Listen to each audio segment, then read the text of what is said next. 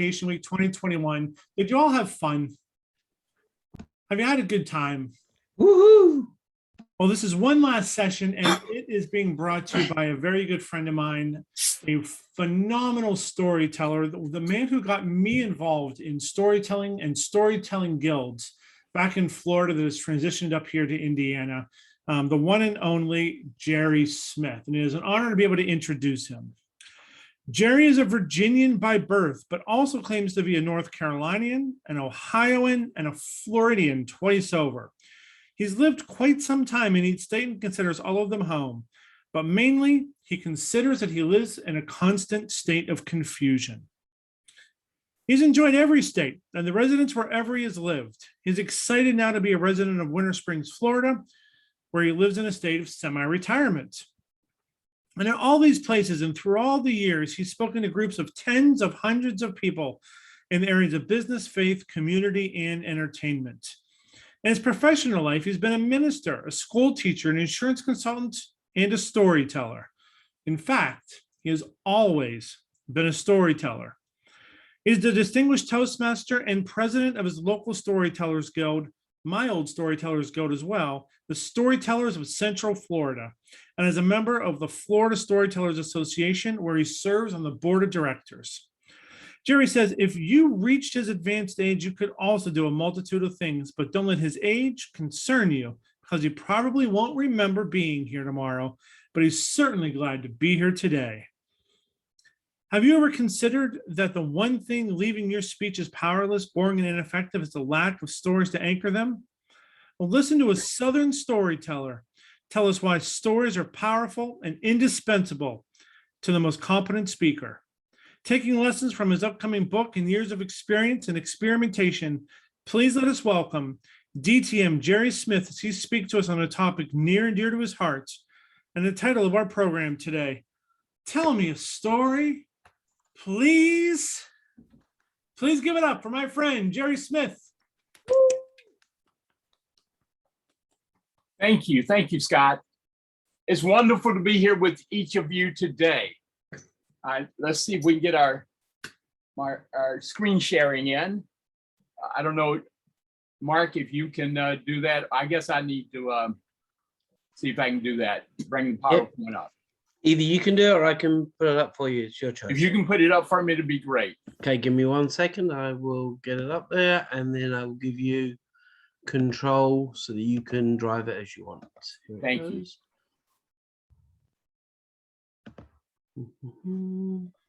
As you notice, I'm not in Florida in this picture. In Mexico from a trip several years ago where we watched whales frolic in the bay. Right. You have that and you have Wonderful. remote control. Jerry, where are you? There you go. All right, so you have control. Great. Thank you so much. Oh, hang on. Oh, Okay. so hang on. Why did it just do that? Jump to the wrong slide.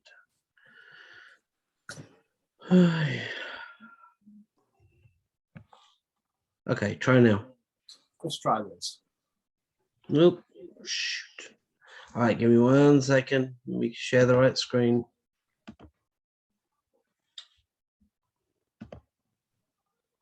Mark, he will not have control of the slides if they're on your. You won't? No, you Tell should you what, Mark, if you make want him a co-host. Make Jerry a co-host and he can control them himself. Gotcha. Yep.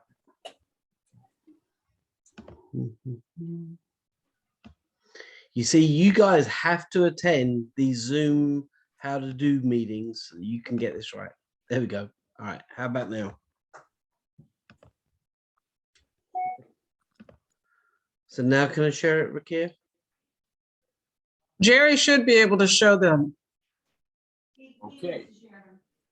No, you, Mark, okay. Good.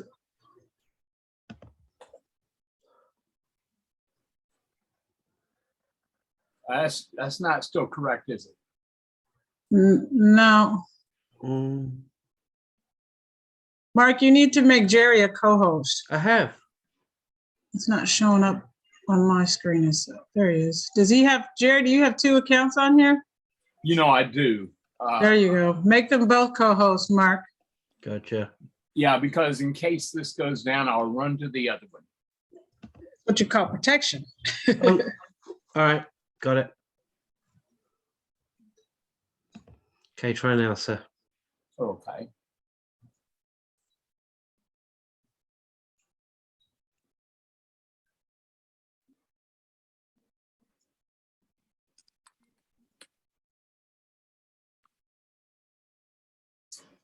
Oh, I'm not sure that's still the correct picture that we want. Let's do it this way. No, that's not going to work. Shoot. Oh, how can I put myself in a subset to the screen? I don't know why it's the PowerPoint's not. Thought I had this down.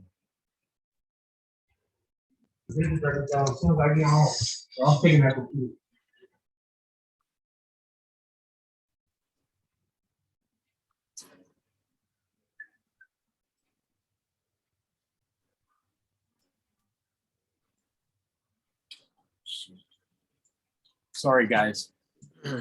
Thought we had this.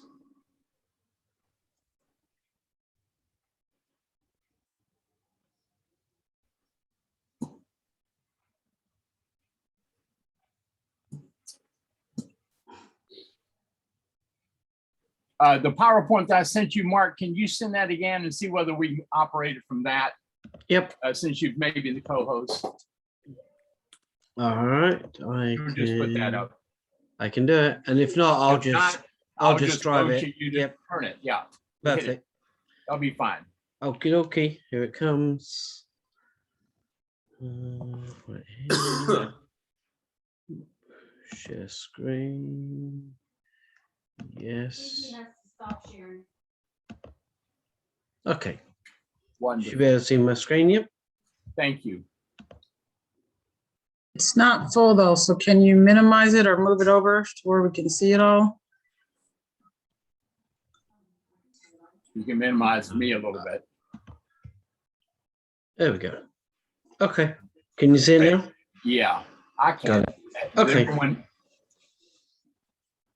Yep. I think we're good. Yep, we great. can see it. Go ahead and advance it. Okay. And I'll just motion or something. Mm-hmm. Now, I have just a little bit about me. Scott mentioned some of it. There you go. And that is the fact that I've been a member of several storytelling associations in Ohio and in Florida. My favorite was, by title, if nothing else, was the Ohio Order for the Preservation of Storytelling, otherwise known as OOPS. And it was a great organization. Go ahead. Now, in this study, in this class today, if you want to take a picture of a screenshot, please do, especially with these quotes that I'm going to give you.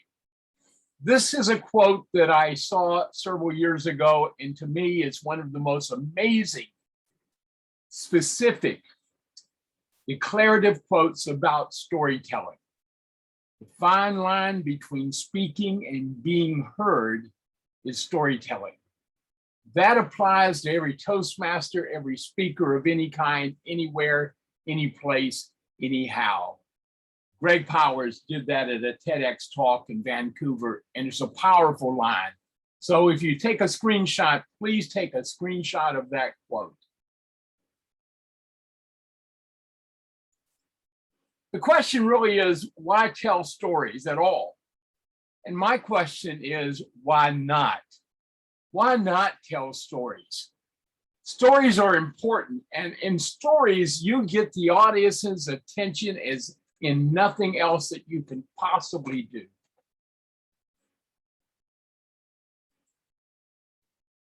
Here's another quote from this book, and if you buy any book, this would probably be the book to buy.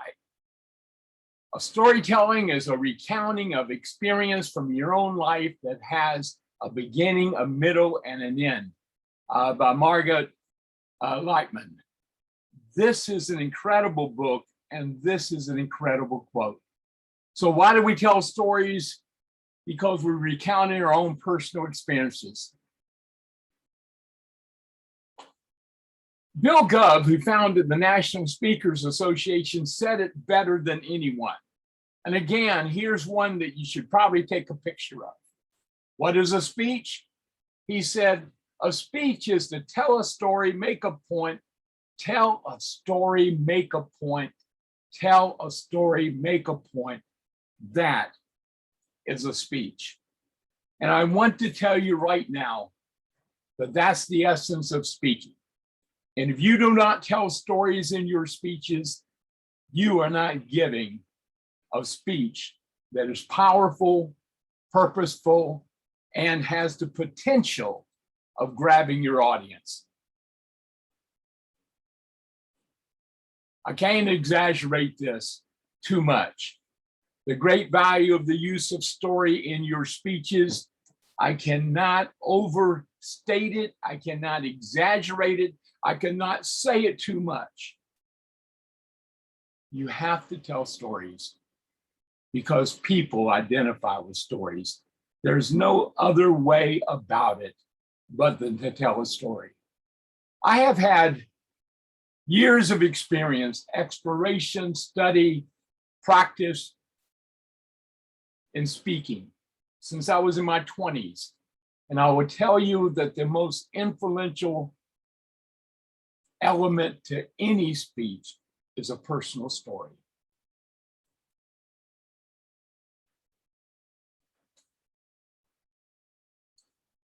Let me tell you what I mean by telling you my understanding of story. And let me say this. Why do we tell stories? We don't do it for ourselves. We do it for our audience. Because if we do anything in speaking and it's for ourselves, it's a wasted effort and we become a blowhard. We always have to keep the audience in mind. And to me, the centric part of any speech is the audience. And we tell stories because the audience can identify with our stories.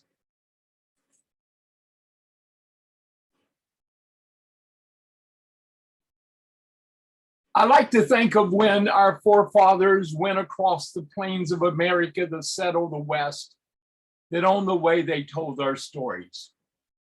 When our forefathers sat around campfires, they told their stories.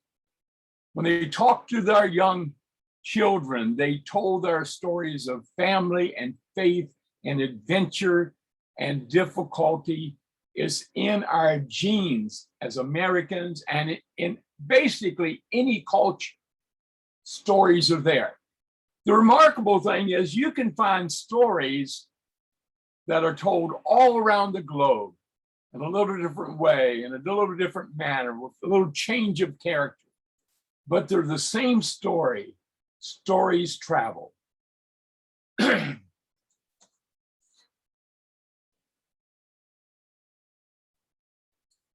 They are the oldest form of entertainment, and we cannot ignore it just because it's an old form of entertainment. It's kind of like, it's not like the computer that changes so frequently. We have to get new computers or new technology or new apps and new methodology. It's not that way of storytelling. It's been around a long time. So why shouldn't we utilize an art form in our speaking?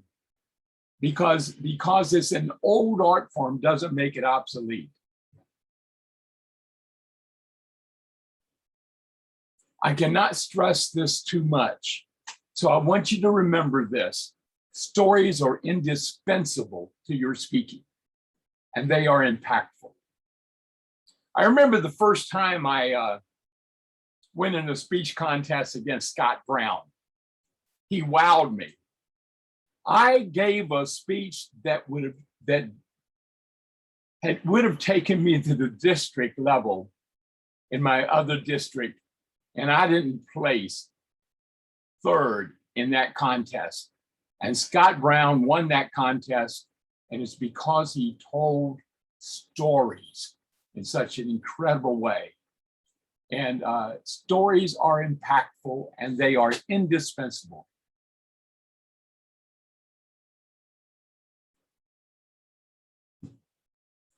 To me, this is probably the most important thing about stories.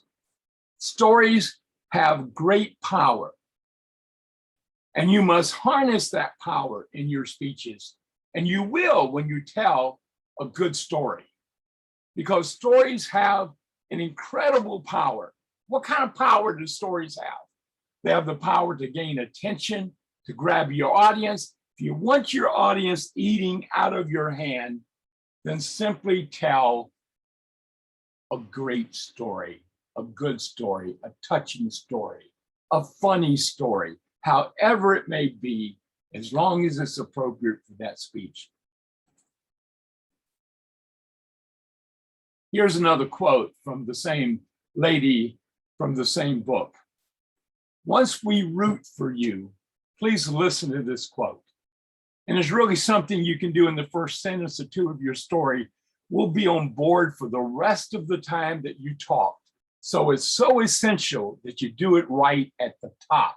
Because if we're not rooting for you, we're not going to listen to what you have to say. Read that last line to yourself. It's the gospel truth. And stories enable your audience, enables you to get your audience's attention from the get-go. And I think I've heard it said, if in the first 1 or 2 minutes of your speech, if you don't have the audience's attention, you don't have their attention and you probably won't get it back. So it's very important that you take the opportunity to grab their attention with a great story.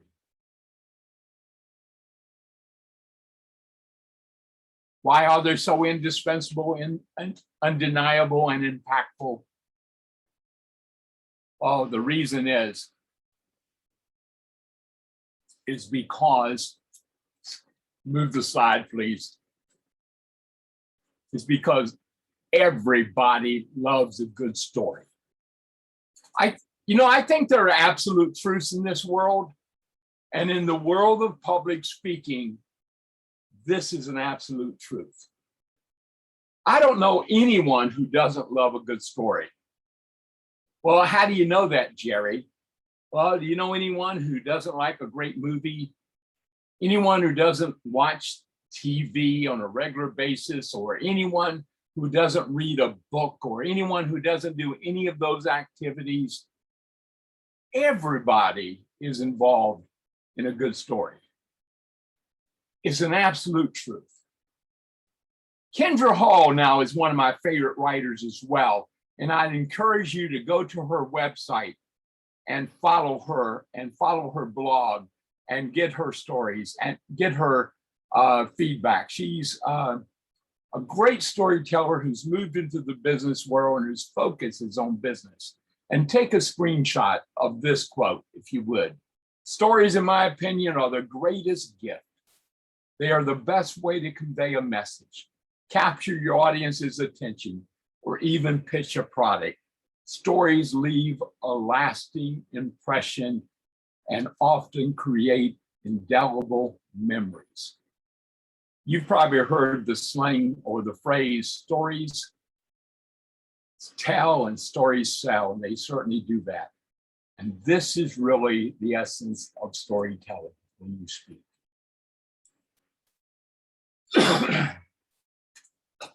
I'm telling you that if you have any tool in your toolbox of speaking skills, storytelling has to be at the top of the box. It needs to be there. It needs to be a part of your speaking experience.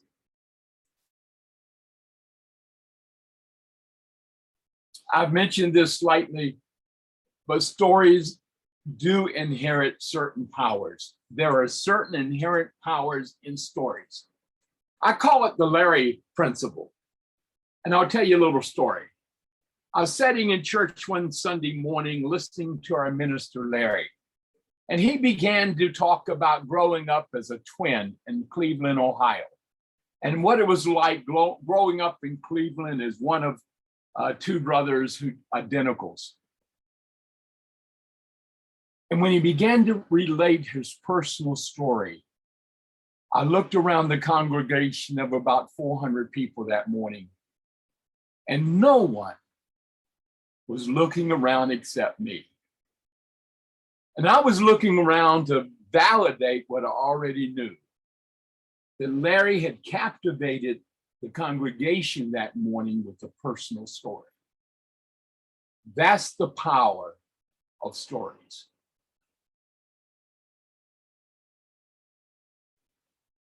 I like this lady, so I'm quoting her again, though I misspelled her last name on this slide. The people that think they have nothing, that nothing are fascinating, and they don't realize it because they're just numb to their own experiences. Everybody has interesting stories to tell. Let me explain this. People are afraid to tell stories because they think that they have nothing interesting to say. Or they think that no one would be interested in what they have to say. They think that, oh, what have I done in my life that anyone would want to know about? But the fact is that every one of us has stories that people can relate to, and they are fascinating. We just don't realize it. And if we would only tell our own stories from our own experiences, we would captivate our audiences. I think it's from the movie that Jim Carrey did many years ago. And I know the name, and it just flew off my head. But it's where God gave him the power to hear thoughts and do things. And he goes through a scene in the movie where he's like, thump, thump, thump, thump, and suddenly toilet lids in a men's restroom are popping up. And then the woman that plays his girlfriend in the movie, Jennifer Aniston, suddenly she realizes that her breasts have been enlarged. And I don't mean to be ugly, improper when I say this, but it was a funny scene from the movie because he had the power. The fact is, you have the power to captivate your audience, to hold them in the palm of your hand when you tell stories. This is probably the greatest power of stories. Last night, I was at a storytelling event where I participated, and with a number of our guild members and from another guild, we joined together. We did a celebration of story, a celebration event is what we call it. And the theme of the meeting was Remember When. And all of us told stories from our family history or our past. And I sat there as I listened to those stories and recalled times in my youth. It recalled times when we had muscle cars, or someone else recalled times on the farm. And I remember going to my grandfather and my uncle's farms and what it was like in the farm being a city boy. You have the power to recall and remember when you tell stories, not just you, but your audience. And that's an incredible power.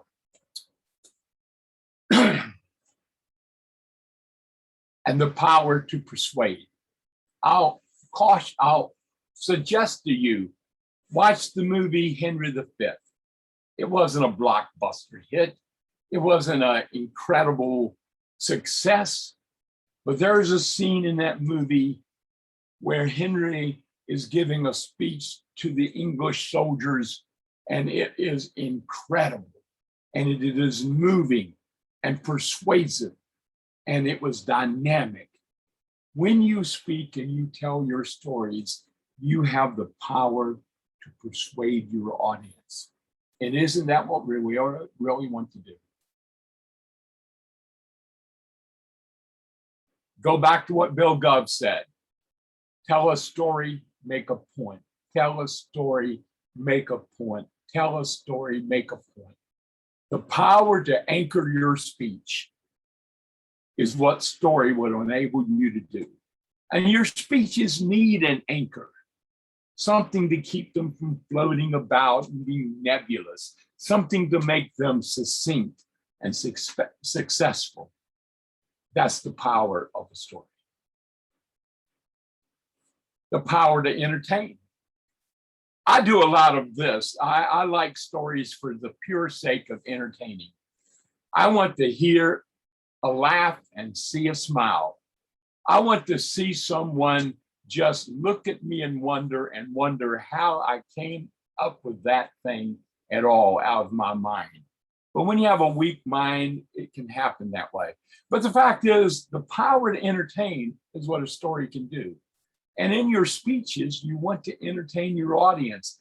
And if you can entertain them with a great story, you'll have their attention and you'll be successful. That's one of the powers of stories.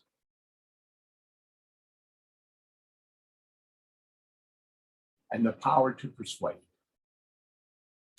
Yeah, we want to persuade people to our way of thinking, or to what we're promoting, or what we're feeling. And that is the great power that can only happen with stories. I mentioned before that stories have traveled across the globe and across our nation. It is a national treasure, the treasure of stories. Now, I suggest that you check out some of the storytelling festivals that go on every year. They're everywhere. I suggest, for one, the National Storytelling Festival in Jonesboro, Tennessee, the first weekend in October every year, or the Timpanogos Festival in Utah, in Thanksgiving Point, Utah, and you can just Google TempFest, TEMPFEST. It is one of the best festivals in the country. But there are festivals up in your area of the country, and there are festivals all over the place. And our festival in Florida is taking place the last week in January. It's 38th annual festival. But we are continuing the treasure of storytelling by doing this. It is a national treasure, the art of storytelling. And what I want you to understand is it can be your treasure. It can be what you have in your toolbox of skills.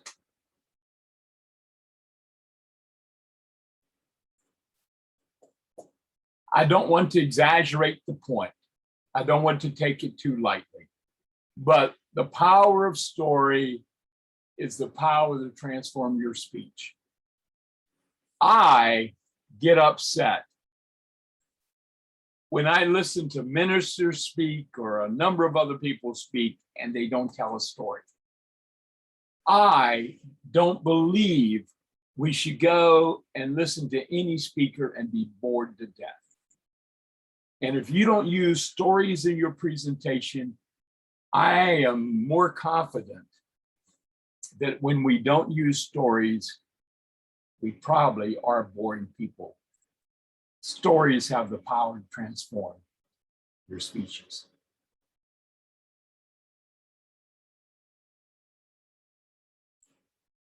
And the key purposes of story, and I'm reiterating point after point, they have not changed. They frankly will not change because they are that important. Stories have great power and purposes. I do a presentation on the Tall Tales contest in the Toastmasters program.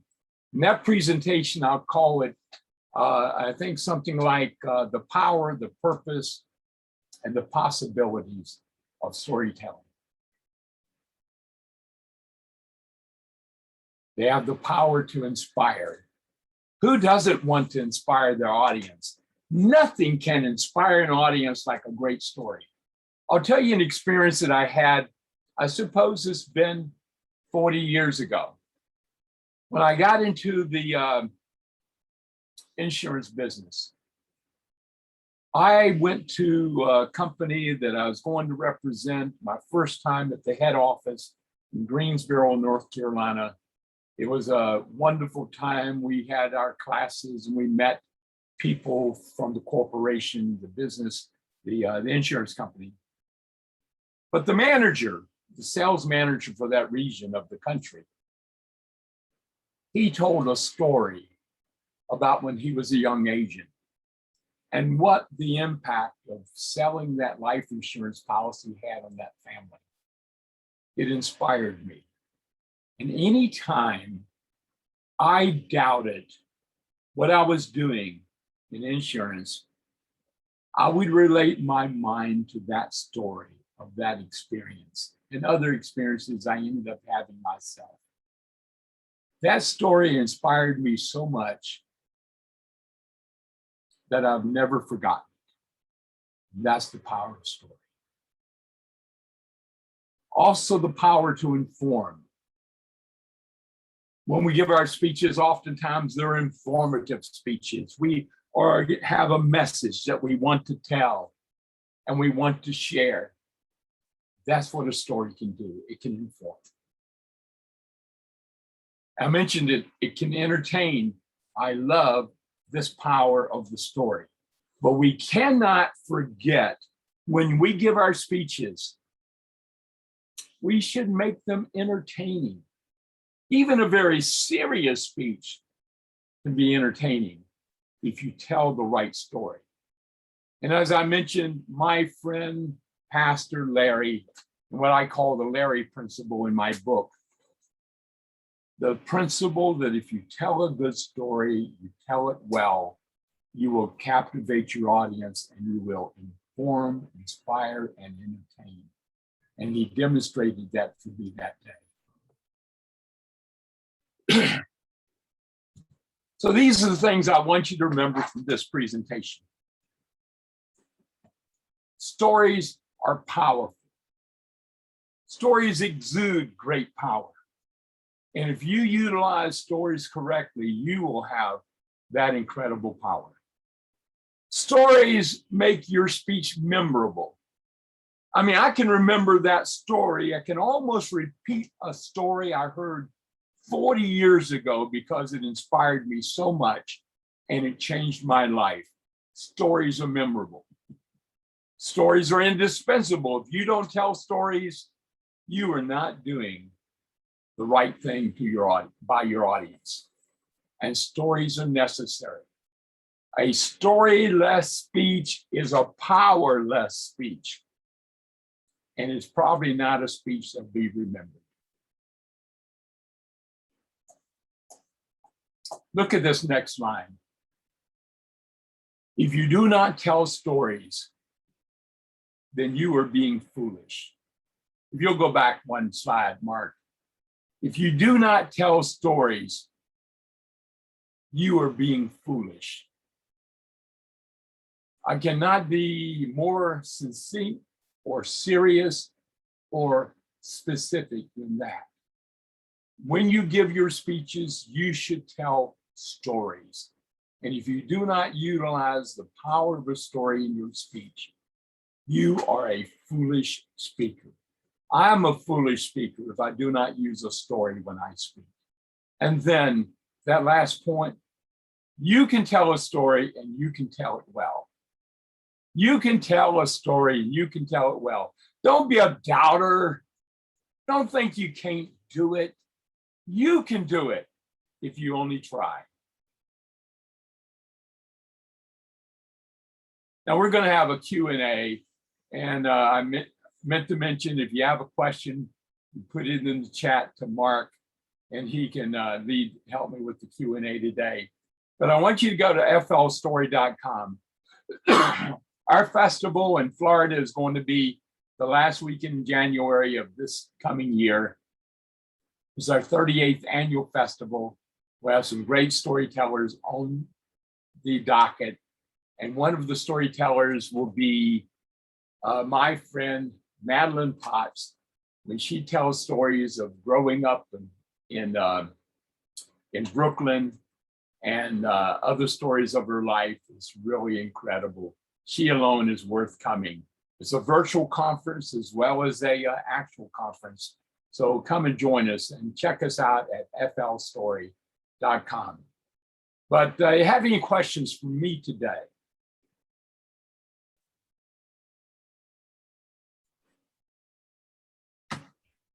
Give it up for Jerry Smith. Fantastic job, Jerry.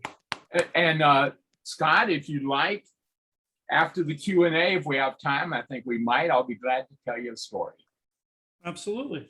So as you were going, some of the things that Jerry was referencing, long story short, and what's your story, written by Margot Lightman. Fantastic book. I put the link for this from Amazon in chat.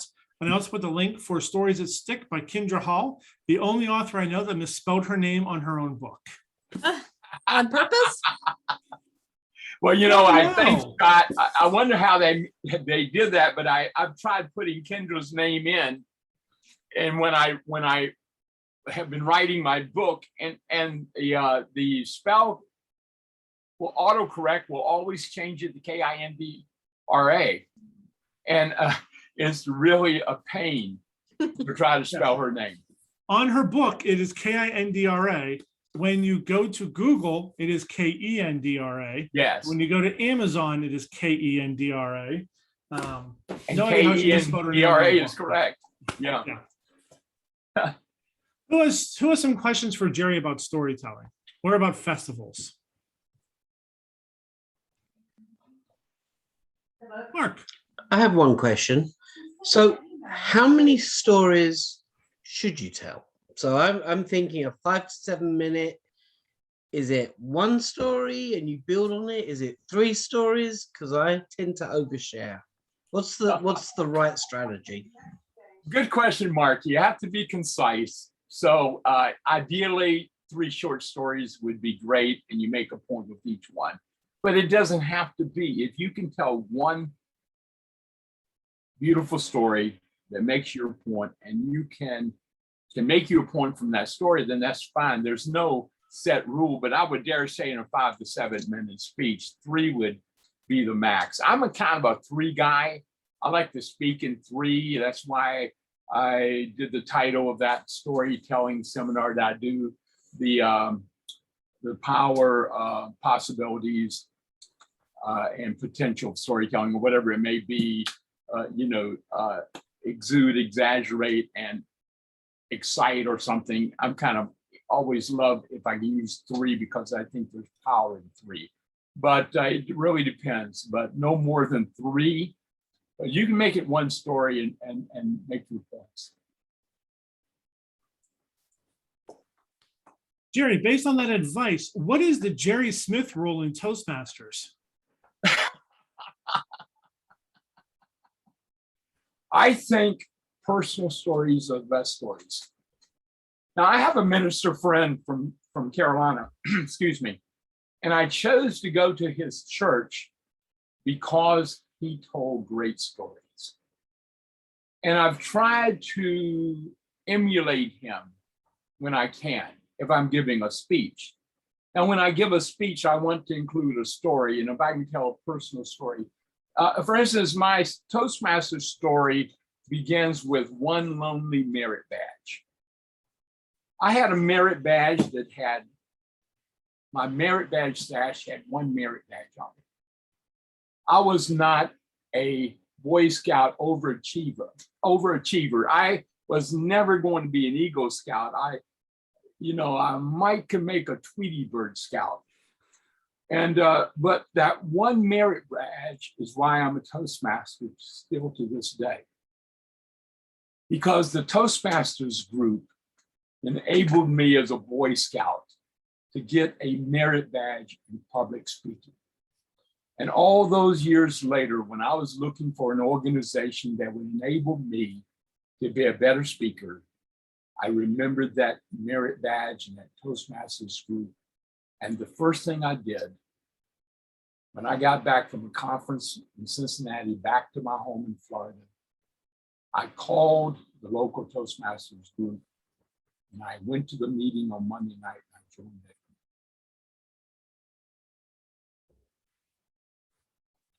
Kathy, I see you with your hand raised. Yes, I have a question. Storytelling. I told, and jokes, that it's all tying in together here, getting into character, storytelling, and the joke telling that we had earlier. During one of the Toastmaster meetings that I spoke at. I was the joke master for the night. And I put myself in the story. It was not my story. So some people actually believed it really happened to me. It was really funny, and by the time it was done, you knew I was joking because of the punchline at the end.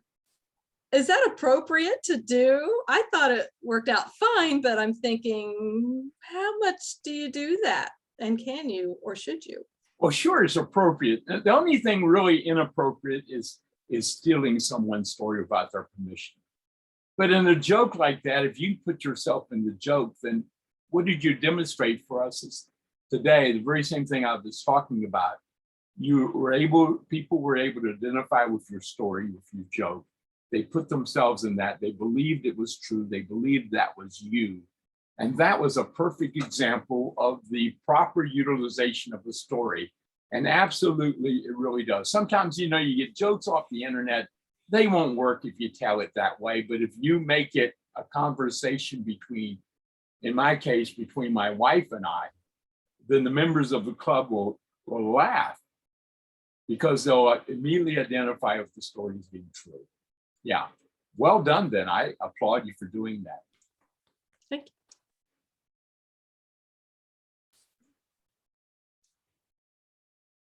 So Jerry is also a great example of how Toastmasters can fit people's passions outside of just the normal narrative. All Jerry does is want to tell stories. That's Jerry is a storyteller. So we had a rule when we were in Florida. Jerry was not allowed to tell a story, was not allowed to give a speech of less than 10 minutes.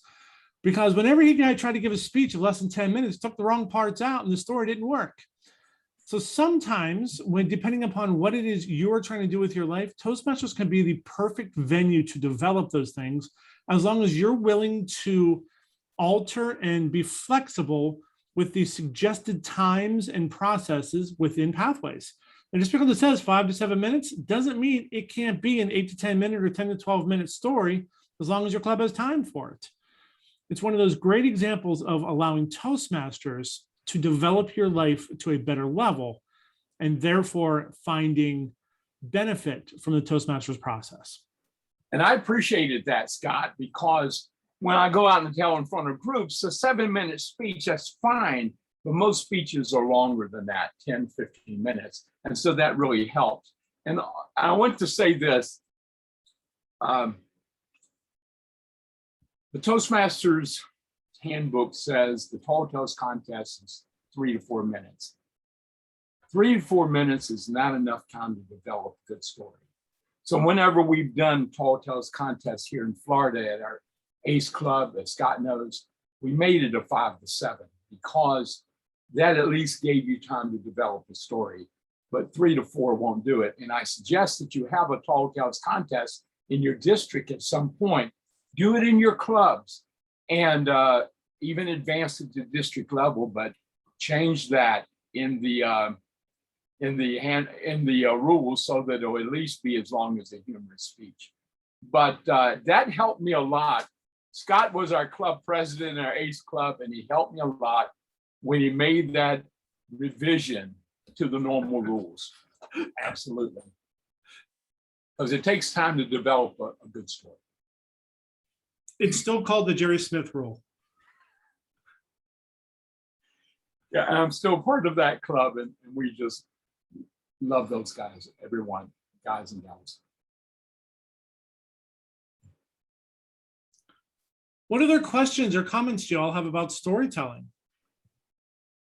How many of you have been to a storytelling show or a storytelling concert? Oh, you're missing out, aren't they, Scott? They are. I am on your website right now trying to figure out what sessions I want to come and attend. So it's going to happen for me. Wonderful, because those are great. And Josh Goforth, who will be one of our presenters, has a really great reputation nationally. And all of our speakers have great reputations. I just happen to personally love Madeline. She is a member of my guild.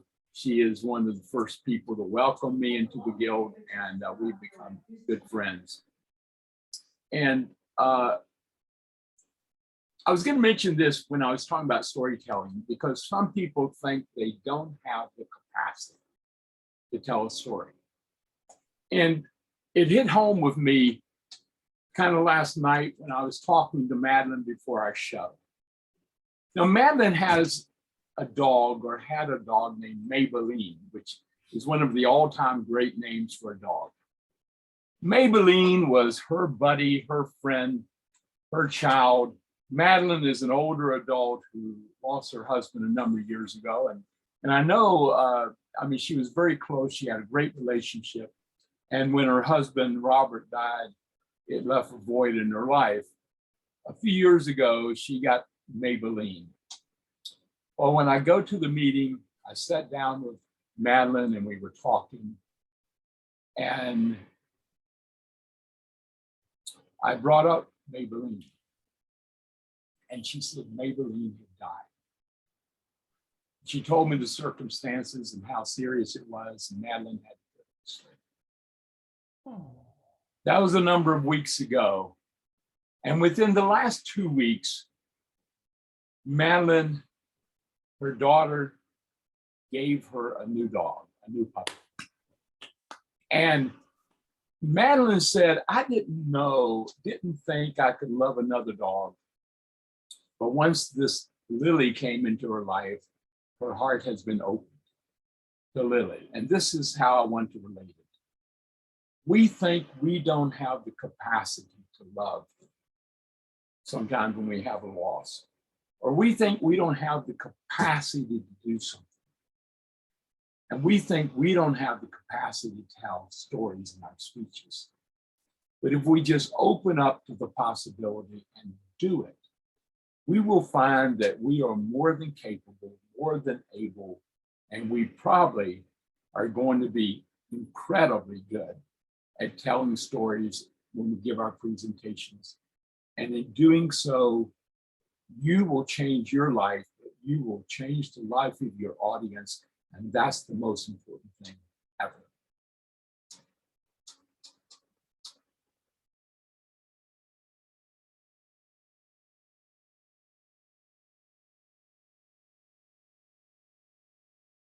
Jerry, thank you so very much for coming to District 11. We are so thankful that you spent some time on a Saturday afternoon.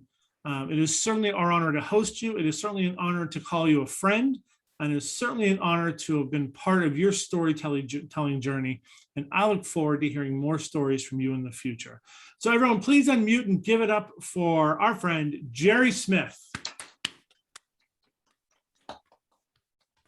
I'm going to turn control over to Mark Mandel, and then Mark, if you can give it back to me before we wrap up, I'd appreciate that. Absolutely. Jerry, thank you. On behalf of District 11, it's our privilege and pleasure to present you with a certificate of appreciation. I'll get that into the email for you and get it sent over to you. We are truly grateful that you gave up a Saturday afternoon to regale us, and my wife is checking hotels already, so I guess we're coming to Florida in January. I am going to turn this over to Kathy, because I believe we are going to do another drawing, and then Kathy, after that, we'll turn it over to Scott. Friends, thank you so much for supporting Full Education. It's been a great time. We'll be getting all these videos posted online within the next couple of days, and please share them with all your other club, with all the club members as well. I'm going to stop recording and I'll turn it over to Kathy.